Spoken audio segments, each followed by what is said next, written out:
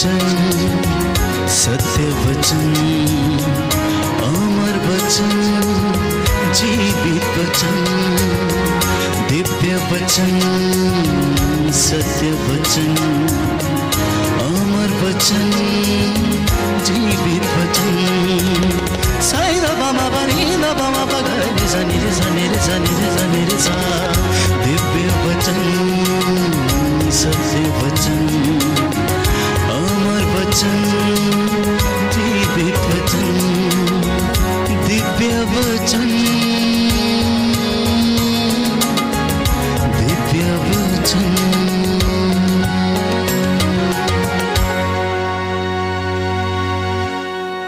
प्रियजनों, आज का संदेश ये है कि प्रभु ने कहा मेरे बच्चों से कहना कि मेरी दया इन्हें प्रायश्चित की ओर लेकर जाना चाहती है। रोमियो का पत्र अध्याय 2 पद संख्या 4 से मैंने आपके लिए पढ़ा।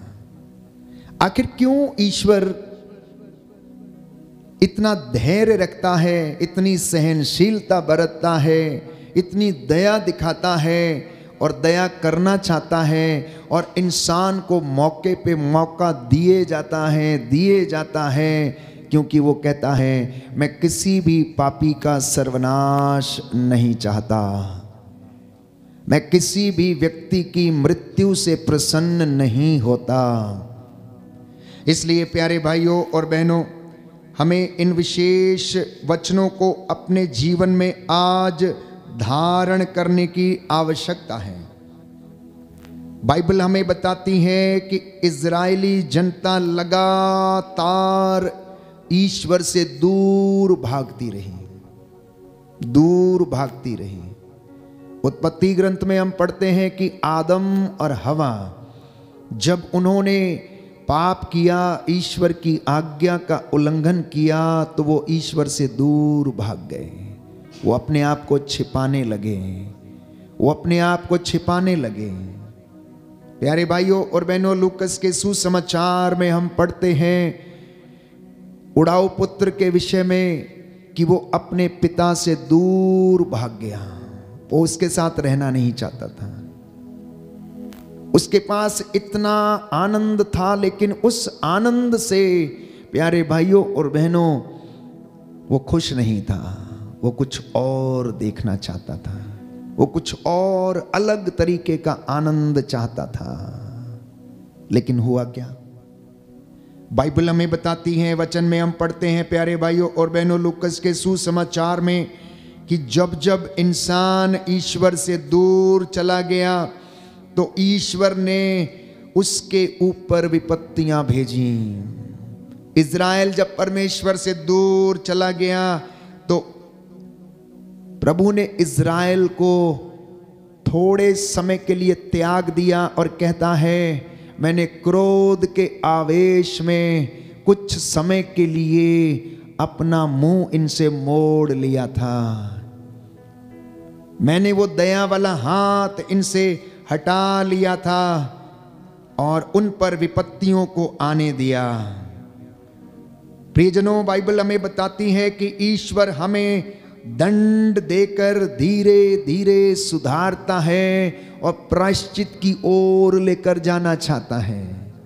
वो इंसान को धीरे धीरे दंड देता है, धीरे धीरे विपत्ति आने देता है, लेकिन इंसान समझता नहीं है। वो उसकी ओर अभिमुख नहीं होता है। वो ईश्वर से दूर भागना चाहता है, क्योंकि ईश्वर के रास्ते उसे पसंद नहीं है, ईश्वर की बातें उसे पसंद नहीं है। क्रूस की शिक्षा लिखा है इन लोगों के लिए मूर्खता की शिक्षा है। ये मेरे मार्ग जानना नहीं चाहते हैं, ये मेरी ओर वापस आना नहीं चाहते हैं। कहता है ये इसलिए ऐसा करते हैं कहीं मैं इनको बुला ना लूं और इनके ऊपर दया ना करूं। इनकी आंखें हैं लेकिन फिर भी ये देखते नहीं हैं, इनके कान हैं लेकिन फिर भी ये सुनते नहीं हैं, इनके हाथ रक्त से रंगे हुए हैं, बाइबल हमें कहती है प्यारे भाइयों और बहनों। और हम वचन में पढ़ते हैं लूकस के सुसमाचार में, मैंने आपसे कहा कि खोए हुए लड़के के विषय में बाइबल हमें बताती है, लूकस का सुसमाचार अध्याय 15 पद संख्या 11 से हम पढ़ते हैं कि प्रभु का वचन हमें बताता है कि ईसा ने कहा, किसी मनुष्य के 2 पुत्र थे। छोटे ने अपने पिता से कहा, पिताजी संपत्ति का जो भाग मेरा मुझे दे दीजिए। और पिता ने उनमें अपनी संपत्ति बांट दी। थोड़े ही दिनों बाद छोटा बेटा अपनी समस्त संपत्ति एकत्र करके किसी दूर देश चला गया, अपने पिता से दूर चला गया, जीवन के स्रोत से दूर चला गया। जहां से उसे प्यार मिलता था, अब वो उसे छोड़कर कहीं दूसरी जगह प्यार खोजने के लिए गया। वो पिता जो उसकी सेवा करता था, देखभाल करता था, उसे छोड़कर वो दूर चला गया। और उसका हश्र क्या हुआ, सुनिए ध्यान से। उसने भोग विलास में अपनी संपत्ति उड़ा दी। जब सब कुछ खर्च कर चुका तो उस देश में भारी अकाल पड़ा और उसकी हालत तंग हो गई। इसलिए उस देश के एक निवासी का नौकर बन गया और जिसने उसे अपने खेतों में सूअर चराने के लिए भेजा। सूअर चराने के लिए भेजा। उन्हीं से वह अपना पेट भरना चाहता था, लेकिन कोई उसे उनमें से कुछ भी नहीं देता था। तब वो होश में आया है और कहने लगता है, सोचता रहा मेरे पिता के घर में कितने ही मजदूरों को जरूरत से ज्यादा रोटी मिलती है और मैं यहां पर भूखों मर रहा हूं। प्यारे भाइयों और बहनों, परमेश्वर ने उस जगह पर उस विपत्ति को आने दिया, उस अकाल को आने दिया, उस दुख को उसके जीवन में आने दिया, क्योंकि ये जब तक दुख नहीं देखेगा तब तक ये लौटेगा नहीं, प्रायश्चित नहीं करेगा। और जब इंसान दुख की भट्टी से होकर गुजरता है तब वो परमेश्वर को याद करने लगता है। और ऐसा ही हुआ। वो सोचने लगा, विचार करने लगा, मेरे पिता के घर में इतने नौकर हैं, उनको भरपेट खाना मिलता है और मैं यहां भूखों मर रहा हूं और सूअरों के बीच में रहता हूं, जानवरों के बीच में इनका खाना मुझे खाना पड़ रहा है। प्रियजनों, बाइबल हमें बताती है, प्रज्ञा ग्रंथ में हम पढ़ते हैं कि परमेश्वर धीरे धीरे दंड देकर क्या करता है, हमें सुधारने का प्रयास करता है। यदि आप बाइबल खोलेंगे प्रज्ञा ग्रंथ अध्याय 12 पद संख्या 10 और उससे आगे, कि तूने धीरे धीरे दंड देकर उन्हें पश्चाताप का अवसर दिया। तूने धीरे धीरे दंड देकर उन्हें पश्चाताप करने का अवसर दिया। हालांकि तू उनका विकृत स्वभाव और जन्मजात दुष्टता जानता था और यह भी कि वे अपने विचार कभी नहीं बदलेंगे, क्योंकि यह जाति प्रारंभ से ही अभिशप्त थी। तूने इसलिए उनके प्राणों का दंड नहीं दिया, पापों का दंड नहीं दिया, किंतु तू किसी से डरता था।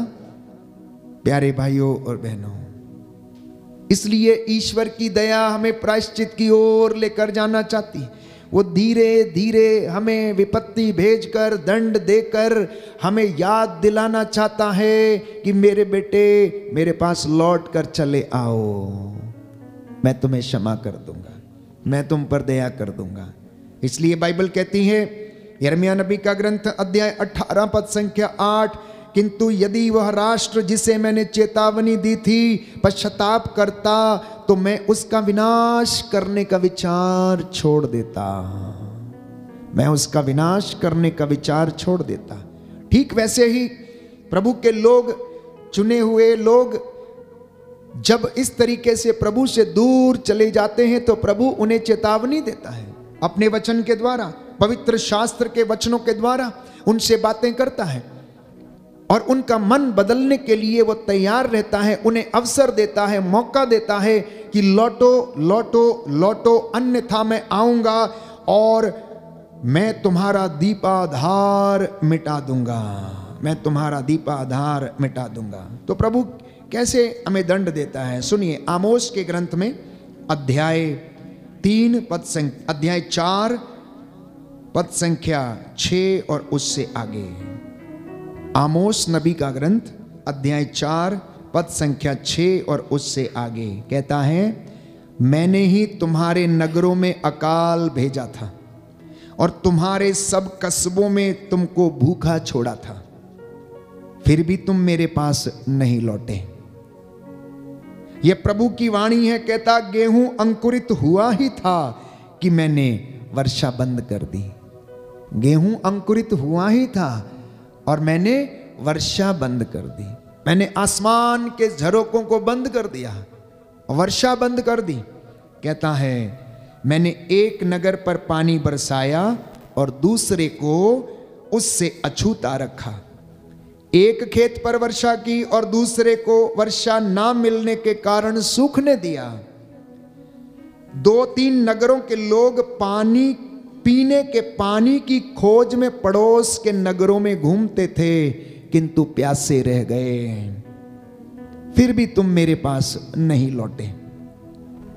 यह प्रभु की वाणी है। कहता है, मैंने तुमको पाले और गेरुए से मारा और तुम्हारे बाग बगीचों को मैंने उजाड़ दिया। टिड्डियों ने अंगूर और जैतून के वृक्ष चाट डाले, फिर भी तुम मेरे पास नहीं लौटे। ये प्रभु की वाणी है। मैंने तुम पर मिस्र की तरह महामारी भेजी। मैंने तुम्हारे नवयुवकों को तलवार के घाट उतरवा दिया। तुम्हारे घोड़े लुट गए।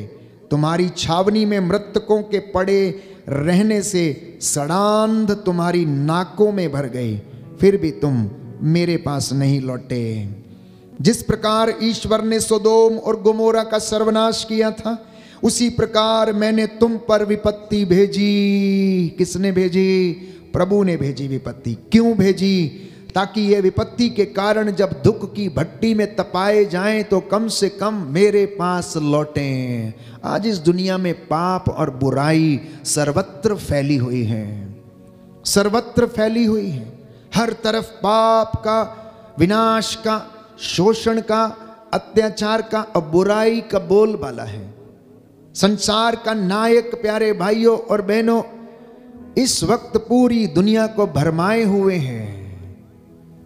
और यीशु ने कहा कि देखो, संसार का नायक आ चुका है, अब मानव पुत्र उसके हवाले कर दिया जाएगा और उसे दुख उठाना होगा, कोड़े खाने होंगे, कलवरी पर लहू बहाना होगा, लेकिन पिता उसे महिमान्वित करेगा।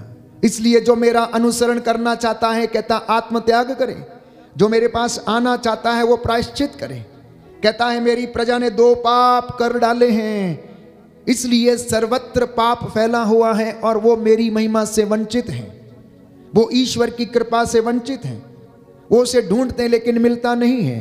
वो प्रार्थनाएं करते हैं लेकिन उनकी प्रार्थनाएं सुनी नहीं जाती हैं। वो चढ़ावे लेकर मेरे मंदिर में आते हैं, प्रभु प्रभु कहकर पुकारते, लेकिन मैं उनकी सुनता नहीं हूं, क्योंकि उनका हृदय मुझसे दूर है। Hallelujah, hallelujah, hallelujah, hallelujah. यीशु की स्तुति हो, यीशु की स्तुति हो, यीशु को धन्यवाद, यीशु को धन्यवाद, यीशु की आराधना हो, यीशु की आराधना, यीशु की महिमा हो, यीशु की महिमा हे हो। प्रभु यीशु, हे प्रभु यीशु, मेरा प्रायश्चित का चढ़ावा, मेरा प्रायश्चित का चढ़ावा स्वीकार कीजिए, स्वीकार कीजिए। Hallelujah, hallelujah, hallelujah. हालेलुया। क्यों इंसान दुखी है? क्यों इंसान विपत्तियों से घिरा हुआ है? क्यों वो इस प्रेम को समझने में असमर्थ है? उसका सीधा सा उदाहरण ये है, बाइबल कहती है यिर्मयाह नबी के ग्रंथ अध्याय 2 पद संख्या 13 में कि मेरी प्रजा ने 2 अपराध कर डाले हैं। मेरे बच्चों ने 2 अपराध कर डाले हैं।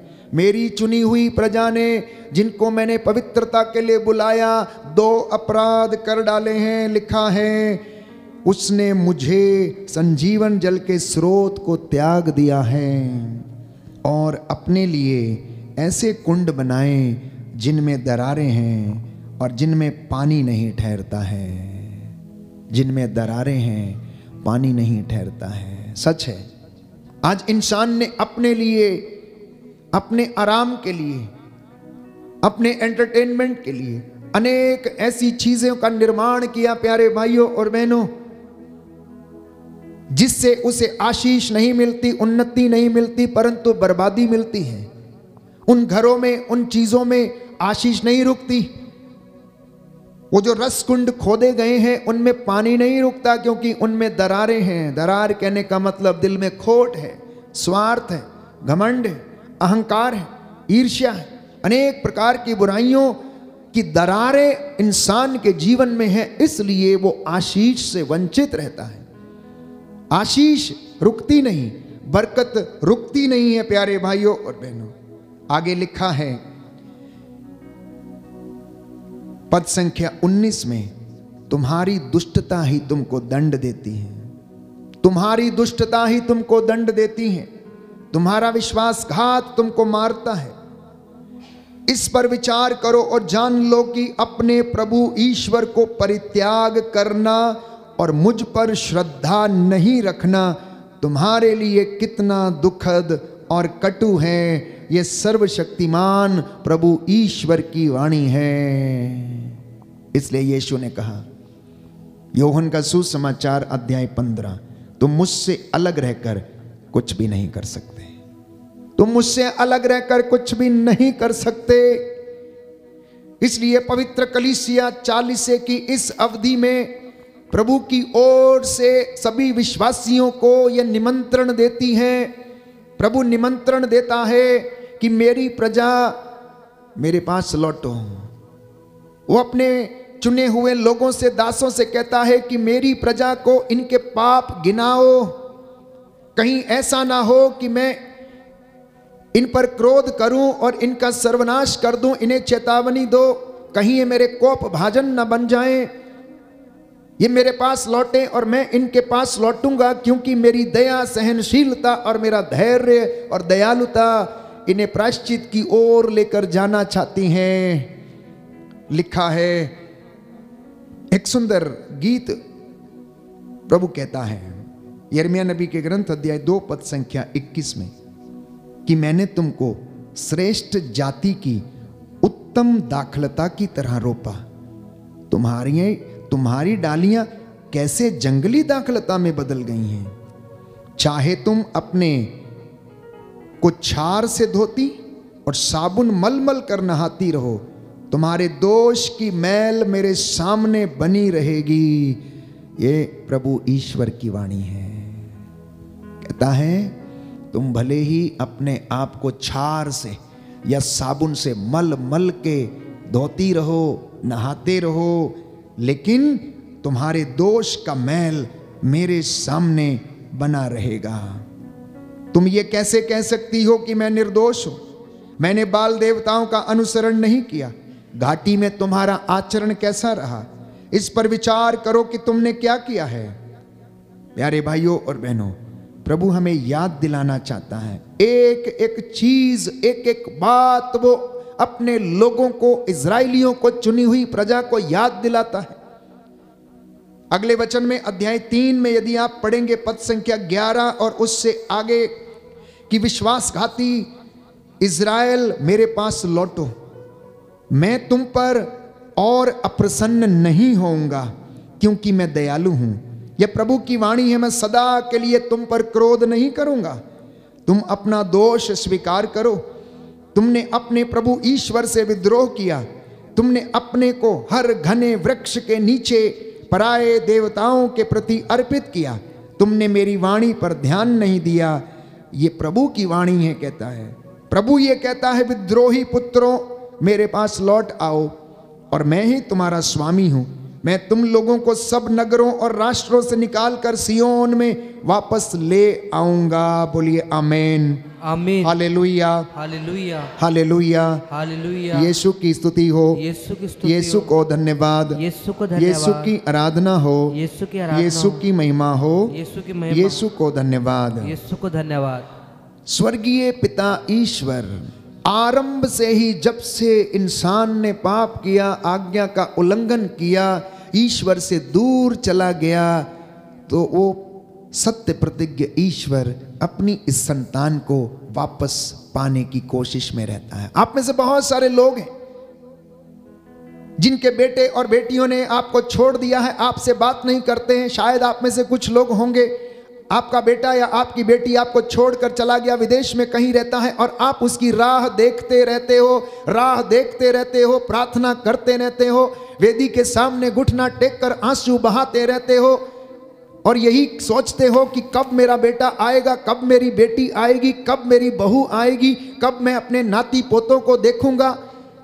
दादी दादा नाना नानी तरसते रहते हैं अपने नाती और पोतों को देखने के लिए। प्यारे भाइयों और बहनों, जो उनसे रूठ कर चले गए हैं, जो उनसे बात नहीं करना चाहते, जो उन्हें रास्ता दिखाना चाहते हैं, लेकिन उनकी बेटियां और बहुएं शायद उनसे नफरत करते हैं क्योंकि उनकी बातें उन्हें पसंद नहीं है। प्यारे भाइयों और बहनों, अगर एक साधारण व्यक्ति इस धरती के ऊपर इतने प्रेम से अपने बच्चों का इंतजार करता है तो वो स्वर्गीय पिता ईश्वर, जिसने इस दुनिया को बनाया, जो ये कहता है आकाश मेरा, पर्वत मेरे, नदियां मेरी, चौपाए मेरे, सब कुछ मेरा है, सब कुछ मैंने अपने हाथों से बनाया है, तुमको मैंने अपनी हथेलियों पर गढ़ा है, तुमसे मैंने प्रेम किया है, तुमसे मैं ऐसे प्रेम करता हूं जैसे एक माँ अपने बच्चे को प्रेम करती है, तुम्हें मैं वैसे सीने से लगा के रखता हूं। तो प्यारे भाइयों और बहनों, वो पिता ईश्वर कितना इंतजार करता है कि उसकी विद्रोही प्रजा उसके पास लौटे, उसकी विद्रोही प्रजा उसके पास लौटे। सुनिए वो क्या कहता है। यिर्मयाह नबी का ग्रंथ अध्याय 3 पद संख्या 19 कहता है, मैं सोचता था, मैं कितना चाहता हूं कि तुम लोगों के साथ अपने पुत्रों के जैसा व्यवहार करूं और तुमको एक ऐसा सुखद देश प्रदान करूं जो किसी भी अन्य देश से सुंदर है। मैं सोचता था कि तुम मुझे पिता कहकर पुकारोगे और तुम फिर मेरा परित्याग नहीं करोगे, किंतु जिस प्रकार पत्नी अपने पति के साथ विश्वासघात करती है, उसी प्रकार तुम इज़राइल ने मेरे साथ विश्वासघात किया।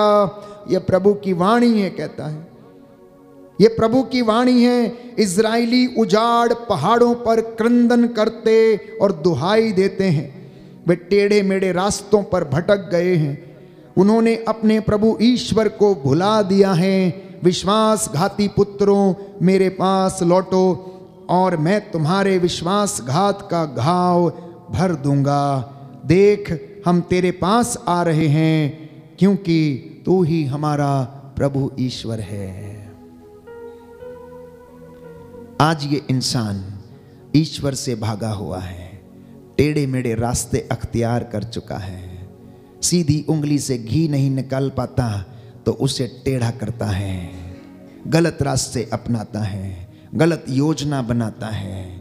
और बाइबल कहती है, प्रभु ये कहता है, तुम में से कोई भी व्यक्ति कोर्ट कचहरियों के जो केस हैं न्यायपूर्वक नहीं लड़ते, वो झूठ को सच साबित करते और सच को झूठ साबित करने में लगे हुए हैं, और तुम कहते हो कि मैं तुम पर दया कर दूं। प्यारे भाइयों और बहनों, बाइबल कहती है, प्रभु ये कहता है यिर्मयाह नबी के ग्रंथ अध्याय 4 पद संख्या 4 में, यिर्मयाह नबी का ग्रंथ अध्याय 4 पद संख्या 4, यूदा के लोगों और यरूशलेम के निवासियों, प्रभु के लिए अपने शरीर और अपने हृदय का खतना करो, अपने शरीर का खतना करो और अपने हृदय का खतना करो, नहीं तो तुम्हारे कुकर्मों के कारण मेरा क्रोध आग की तरह भड़क उठेगा और कोई उसे बुझाने में समर्थ नहीं होगा। Hallelujah, hallelujah, hallelujah, hallelujah, hallelujah, hallelujah. इसलिए प्यारे भाइयों और बहनों, प्रभु कहता, मैंने तुम्हें एक अच्छी दाखलता के रूप में मैंने तुम्हें लगाया था, अब ये डालियां जंगली कैसे हो गई, ये कड़वे फल कैसे हो गए। इसलिए याद रखिए, जो पिता ने रोपा नहीं है वो उखाड़ दिया जाएगा, वो उखाड़ दिया जाएगा। बुराई का वो हर दंश मिटा दिया जाएगा, बाइबल हमें कहती है। एक एक को इसके कर्मों का फल दिया जाएगा, बाइबल हमें कहती है। एक सुंदर गीत हम गाते हैं, जो पिता ने रोपा नहीं उखाड़ा जाएगा, जिंदगी का ये तंबू उखाड़ा जाएगा। कहता है, जब मैंने कोख में तुम्हें सजाया और संवारा, तुम्हें बढ़ते हुए देखा, तुम्हारी हड्डियों को मैंने बढ़ते हुए देखा, ना जाने मैंने कितने सपने सजाए थे। एक माँ जब बच्चा उसके कोख में होता है और दोनों हस्बैंड वाइफ, मम्मी पापा, पति पत्नी कितनी सादगी से उसके लिए सपने बुनते हैं। गर्भावस्था के दौरान ही मम्मी उसके लिए कपड़े बनाने लगती, मोजे बनाने लगती, टोपी बनाने लगती, कपड़े बुनने लगती, गरम कपड़े बनाने लगती। प्रभु देखिए क्या कहता है, लिखा है, कोख में अपने हाथों से तुझे संवारा था, ना जाने कितने ही उसने सपने सजाए थे।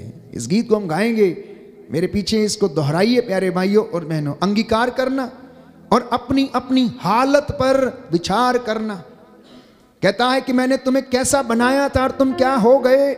प्रकाशना ग्रंथ अध्याय 2 पद संख्या 5 की तुम कितने ऊंचे स्थान से नीचे गिर गए हो। देखो, अगर तुम चेतावनी स्वीकार नहीं करते, प्रायश्चित नहीं करते, तो मैं आऊंगा और तुम्हारा दीपा आधार मैं उस जगह से मिटा दूंगा। ये आज का वचन है। 40 की इस पवित्र अवधि में जब हम अपने आप को पुण्य सप्ताह के लिए तैयार कर रहे हैं, प्रभु के दुख भोग में भाग लेने के लिए हम अपने आप को तैयार कर रहे हैं, ईस्टर अर्थात पुनरुत्थान का पर्व मनाने के लिए तैयार कर रहे हैं, तो कितनी सादगी भक्ति के साथ अपने मन, आत्मा, हृदय को शुद्ध करके हम उस अनुग्रह के सिंहासन की ओर चलें। एक एक व्यक्ति के लिए आज का ये वचन है प्यारे भाइयों और बहनों। और प्रभु कहता है, यदि वह राष्ट्र जिसे मैंने चेतावनी दी थी पश्चाताप करता तो मैं उसका विनाश करने का विचार छोड़ देता। अभी भी समय है, वर्तमान समय से पूरा पूरा लाभ उठाइए।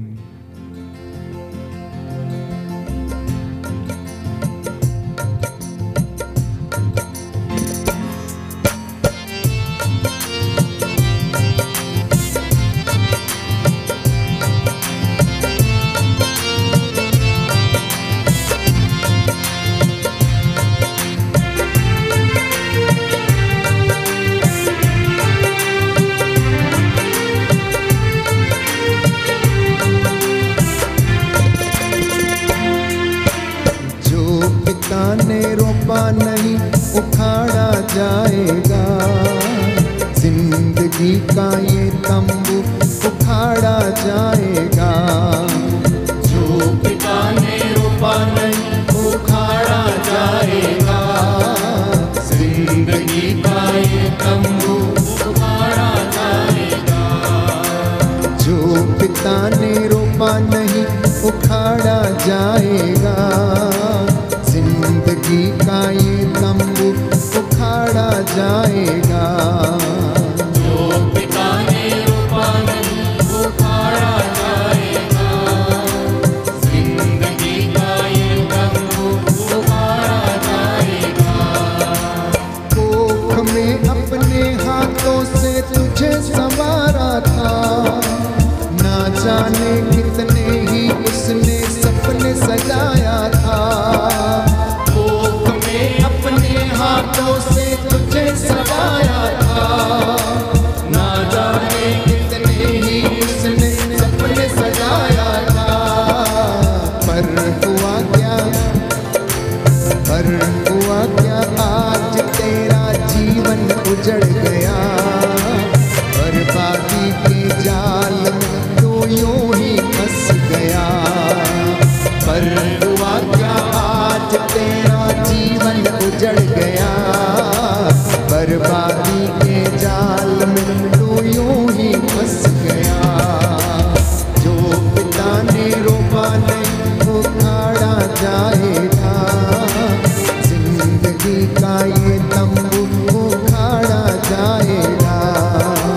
जो पिता ने रोपा नहीं उखाड़ा जाएगा, जिंदगी का ये तंबू उखाड़ा जाएगा। जब उसने रोपा था तुझको अपने बाग में, कितनी अच्छी लता थी, कितनी अच्छी डाली थी। जब उसने रोपा था तुझको अपने बाग में, कितनी अच्छी लता थी, कितनी अच्छी डाली थी। पर हुआ क्या,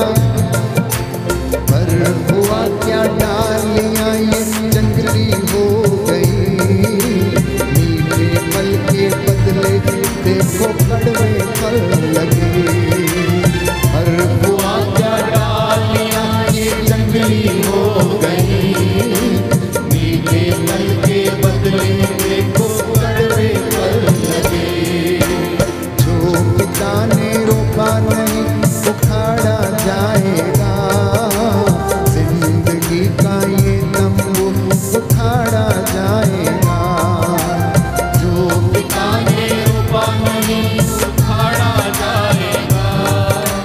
जिंदगी का ये तंबू उखाड़ा जाएगा।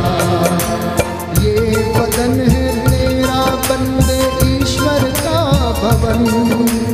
महिमा और सम्मान से किया था परिपूर्ण।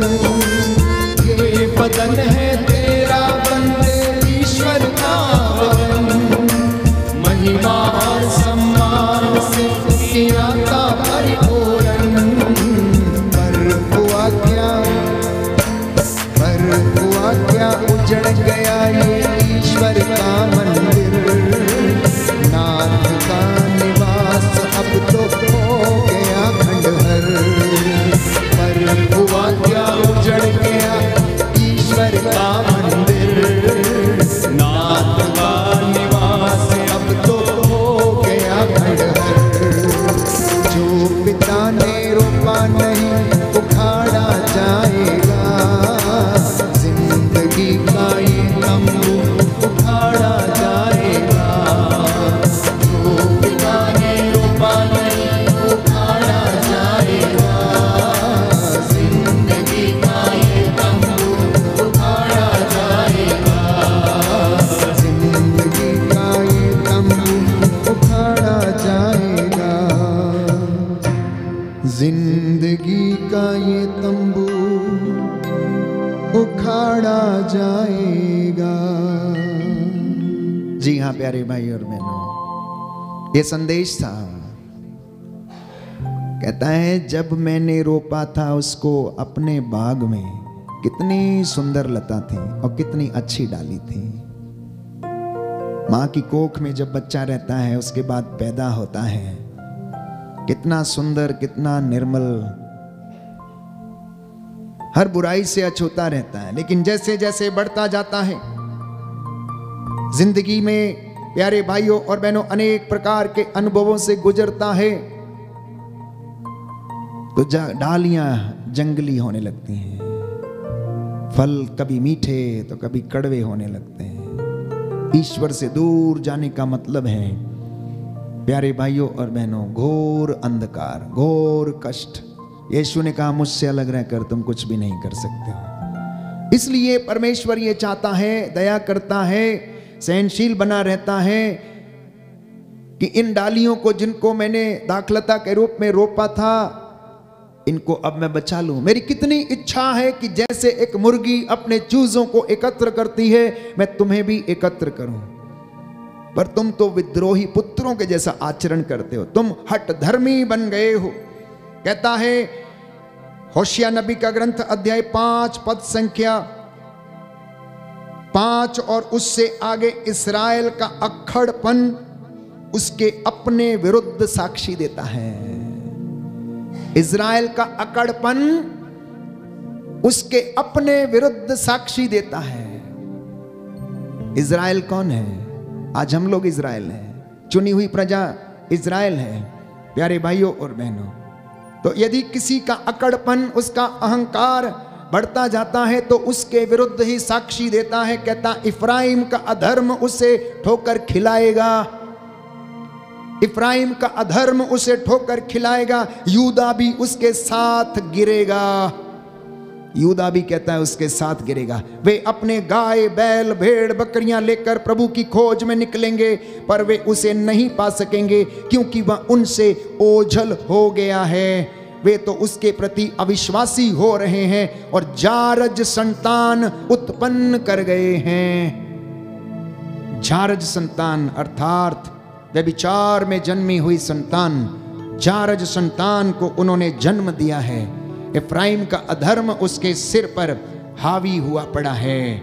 लिखा है होशिया नबी के ग्रंथ अध्याय 13 पद संख्या 12 में कि उसका अधर्म उसके ऊपर हावी हो गया है। अध्याय 13 पद संख्या 12 में कि इफ्राइम के अपराधों की गठरी बांधी हुई है और उसके भंडार पापों से भरे हुए हैं, उसके भंडार पापों से भरे हुए हैं। इसलिए प्रभु याद दिलाना चाहता है, याद दिलाना चाहता, पुत्रों अभी भी समय है, मेरी प्रजा अभी भी समय है, अपना हृदय खोल कर मेरे पास लौटो, वस्त्र फाड़ कर नहीं, मैं तुम पर दया करूंगा कहता है। लिखा है कि मैं उनके विश्वासघात का घाव भर दूंगा। होशिया नबी का ग्रंथ अध्याय 14 पद संख्या 5 और उससे आगे, book of prophet Hosea chapter 14 verse 5 कहता है, मैं उनके विश्वासघात का घाव भर दूंगा, मैं सारे हृदय से उनको प्यार करूंगा, क्योंकि मेरा क्रोध अब उन पर से दूर हो गया है। मैं इज़राइल के लिए ओस के सदृश बन जाऊंगा, वह सोसन की तरह खिलेगा और लेबानोन के बलूत की तरह जड़ें जमाएगा, जड़ें जमाएगा। कहता है, हे इज़राइल सुन, पद संख्या 2 अध्याय 14 पद संख्या 2 होशिया नबी का ग्रंथ। हे इज़राइल सुन, अपने प्रभु ईश्वर के पास लौट आओ, क्योंकि तुम अपने पापों के कारण गिर गए हो, तुम अपने पापों के कारण गिर गए हो। प्रार्थना का चढ़ावा लेकर मेरे पास आओ और उससे यह कहो, हमारा अपराध मिटा दे और हमारा सद्भाव ग्रहण कर। आज ये विनती करना है अपने परिवार के साथ मिलकर, मम्मी पापा, दादा दादी, नाना नानी, बच्चे, नवयुवक युवतियां, यदि आप ये वचन सुन रहे हैं तो प्रभु ये कहता है कि अपने प्रभु ईश्वर के पास लौट कर चले आओ, क्योंकि तुम अपने पापों के कारण गिर गए हो। नौजवान बच्चे अपने मम्मी पापा को सताएं नहीं, माफी मांगे। छोटे बच्चे माफी मांगे। आपस में एक दूसरे के साथ आप लोग क्षमाशीलता का भाव और प्रेम का भाव बनाए रखें। एक दूसरे के सामने अपनी गलतियों और पापों को स्वीकार करें, तभी ये 40 की अवधि पवित्रता की अवधि होगी और आप ईश्वर के दर्शन करेंगे और पुण्य सप्ताह के लिए अपने आप को तैयार कर पाएंगे। इसलिए योएल नबी के ग्रंथ में प्रभु स्पष्ट करता है, प्रियजनों, कि अब तुम मेरे पास लौटो, तुम अपने वस्त्र फाड़ कर नहीं, परंतु अपना हृदय खोल कर शोक मनाते हुए मेरे पास लौटो। लिखा है, प्रभु ये कहता है, तुम लोग उपवास करो, रोते तथा शोक मनाते हुए पूरे हृदय से मेरे पास लौट के आओ। अपने वस्त्र फाड़ कर नहीं, बल्कि हृदय से पश्चाताप करो और अपने प्रभु ईश्वर के पास लौट आओ, क्योंकि वह करुणामयी है, दयालु है, अत्यंत सहनशील है और दया सागर है, और वह सहज ही द्रवित हो जाता है। क्या जाने वो द्रवित हो जाए और तुम्हें आशीर्वाद प्रदान करे, क्या जाने वो द्रवित हो जाए और तुम्हें आशीर्वाद प्रदान कर दे। वे लोग जो कहते हैं कि हमारा भाग्य फूटा है, वे लोग जो कहते हैं हम लुट गए हैं, वे लोग जो कहते हैं हम बर्बाद हो गए हैं, वे लोग कहते हैं जो कहते हैं हमारी किस्मत फूटी है, प्यारे भाइयों और बहनों, कहता है मेरे पास लौटो। और योएल कहता है, क्या जाने वो द्रवित हो जाए तुम्हारी दशा को देखकर, तुम्हारी परिस्थिति को देखकर, तुम पर वो दया करे और तुम्हें क्षमा कर दे, और तब तुम लोग अपने प्रभु ईश्वर को बलि और तर्पण चढ़ाओ। बोलिए आमेन, हालेलुया, हालेलुया, हालेलुया, हालेलुया। कहता है कि तुम जान लो मैं इज़राइलियों के बीच में हूं और मैं ही तुम्हारा प्रभु ईश्वर हूं। मेरे सदृश कोई ईश्वर नहीं जो पापों को हरता है। मेरी प्रजा फिर कभी निराश नहीं होगी। कहता है मेरे जैसा कोई ईश्वर है ही नहीं जो पापों को हर जाए, जो देर से क्रोध करता है कोई उसके जैसा, जो इतनी गलतियां करने के बाद भी इंसान को मौके पर मौका दिए जाता है। प्यारे भाइयों और बहनों, धीरे धीरे दंड देकर सुधारने की कोशिश करता है। धीरे धीरे, प्रज्ञा ग्रंथ में हमने पढ़ा कि तूने उसे धीरे धीरे दंड देकर सुधारना चाहा, तूने उसे धीरे धीरे दंड देकर सुधारना चाहा। योएल नबी का ग्रंथ अध्याय 1 पद संख्या 13, प्यारे भाइयों और बहनों, लिखा है याजकों टाट ओढ़कर शोक मनाओ, वेदी के सेवकों विलाप करो, मेरे ईश्वर के सेवकों शोक के वस्त्र पहनकर रात बिताओ, क्योंकि तुम्हारे ईश्वर का मंदिर नैवेद्य और तर्पण से वंचित हो गया है, वंचित हो गया है। घर का मुखिया, घर की मुखियाइन, प्यारे भाइयों और बहनों, अपनी घरेलू कलीसिया के लिए प्रायश्चित करें, हाथों को उठाते हुए। प्रभु का वचन दुधारी तलवार है और प्रभु ये कहता है, मेरी वाणी अपना उद्देश्य पूरा किए बिना नहीं लौटती, वो जो चाहती है वो कर डालती है। मेरा विश्वास है कि आज का ये वचन आपके जीवन में उद्धार लाया है। आपने जैसा विश्वास किया आज, वैसा आपके जीवन में पूरा हो जाए। आपने जैसा निर्णय लिया है, परमेश्वर आपको उस निर्णय लेने में आपकी सहायता करे और आपको पवित्रता की श्रेणी तक ले चले। 40 की इस पवित्र अवधि में आप अपने परिवार के साथ उद्धार पाएं, मुक्ति पाएं, आप उन्नति पाएं और उसकी कृपा में आप बढ़ते जाएं। आपके जीवन में उसकी कृपा का लेवल जो है नित्य प्रतिदिन बढ़ता रहे। आप प्रार्थना करने में मजबूत बने, विश्वास में मजबूत बने, प्रायश्चित में आप आगे रहें, आपकी धार्मिकता आपके आगे आगे चलती रहे, ईश्वर की महिमा आपके पीछे पीछे आएगी। सांसारिक चीजों की खोज में ना लगे रहें, परंतु ऊपर की चीजों को खोजें, धार्मिकता की खोज में लगे रहें, विश्वासी बने। प्यारे भाइयों और बहनों, परमेश्वर को उतना बड़ा देखिए जितना बड़ा वो है और जितने बड़े काम वो कर सकता है। जितने बड़े काम उसने किए, जितने बड़े चिन्ह चमत्कार उसने दिखाए हैं, उसको उसी रूप में देखिए। इस वेदी पर वो आपसे खड़े होकर बातें कर रहा है, वो आपको देख रहा, एक एक व्यक्ति को। प्यारे भाइयों और बहनों, जो हृदय से उसकी खोज में है, जो सच्चे हृदय से उसे खोज रहे हैं, वो उनको मिल जाता है। और जब वो मिल जाता है, कहता है मैं तुम्हारा भाग्य पलट दूंगा।